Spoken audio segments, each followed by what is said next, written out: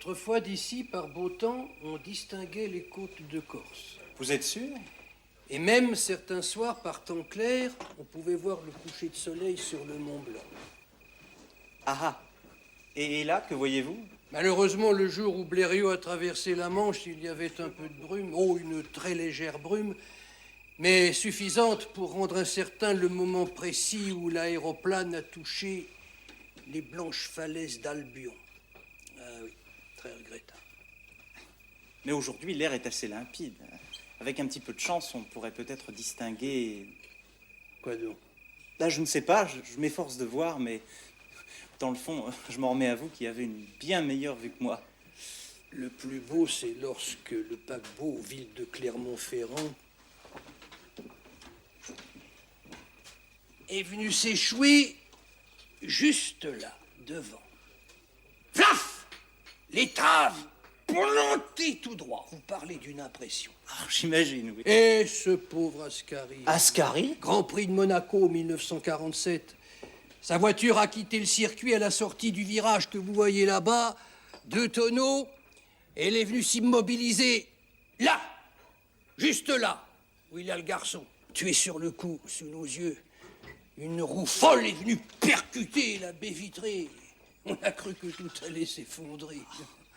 Je croyais qu'Ascari s'était tué dans le port de Monaco en tombant avec sa voiture. Ah, parfaitement, dans l'ancien port, celui qui a été comblé pour gagner sur la mer, rapacité immobilière qui nous vaut cette vue infecte sur cette falaise de buildings prétentieux Dallas-sur-Mer.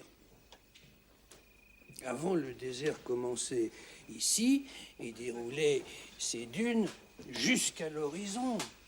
Quand le Simoun soufflait, vous n'auriez pas tenu ici, malgré les baies hermétiquement closes. Le sable s'infiltrait jusqu'entre les banknotes dans les portefeuilles. Un jour de Simoun, justement, un avion de l'aéropostale, perdu dans la tourmente, s'est écrasé pratiquement sur cette vitre. Le pilote s'en est tiré une fameuse chance qu'il a eue là.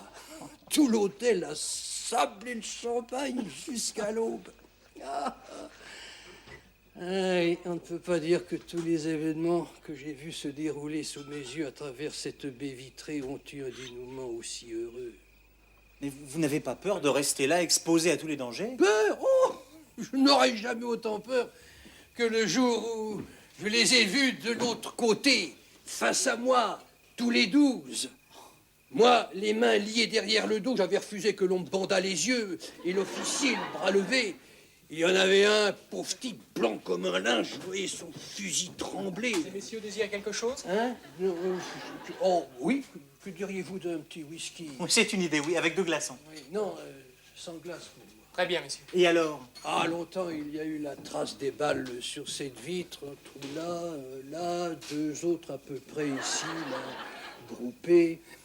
Et là, alors, un énorme éclat où on pouvait passer le poing, plus un impact là, tout en haut. Sans doute le tir du malheureux qui tremblait comme une feuille. Après la guerre, ils ont remplacé la vitre, plus de traces, oublié tout ça. Sauf par mauvais temps. Surtout quand il pleut, j'ai l'impression que tous ces trous vont se rouvrir. Mais bon, parlons d'autre chose. Vos whiskies, messieurs. Ah, merci. À votre santé, mon garçon. À la vôtre, monsieur. Ah, presque la demi, elle ne va pas tarder. Vous attendez quelqu'un en ska, je vais vous laisser. Non, restez, au contraire, j'attends ma femme, vous la verrez, justement, la voilà. Youhou! Si j'attrape, youhou! Youhou, youhou! Si j'attrape!